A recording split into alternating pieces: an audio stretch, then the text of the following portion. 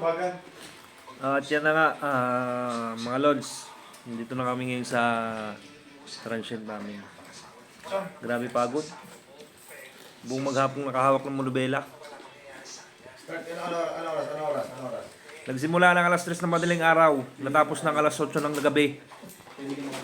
Ganong katindi ang pagmamanehong ginawa namin. Ako lang pala. Sila rin naman.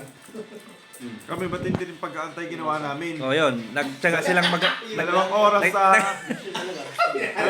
Santa Fe. 3 oras sa Uy, grabe sa tabi, sagri lang yun. Bayongbong. Nagtsaga silang maghintay sa akin. Yun. Bali 5 oras sa pag-aantay. Yan. Ito, reklamador yan. Yan. Magkano ba ganda?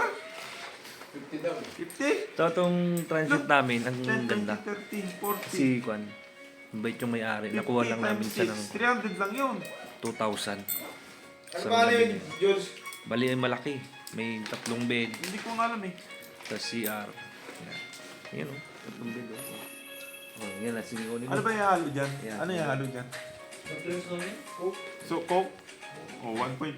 Apat pala. Double deck pa pala to. Kahit yung maliit. Tapos, Ganda. Kaya yung maliit. So yun. ako kulang to. Hindi ako ganong nakapag-video. Kasi lobot Camel. yung GoPro ko. Naiinis ako kanina.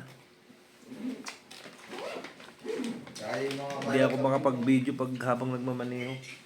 Change mo na yun. Kaya nakakapag-video nga ako. Nakakapag-video lang ako pagbababa. Wala dito yung pambukas. Magandang view pa tayo doon dito. So kaya ito, tingnan ko yung charger ni Magandang view Brider. kanina yung biglang tumili. O yung maganda kanina doon. Yung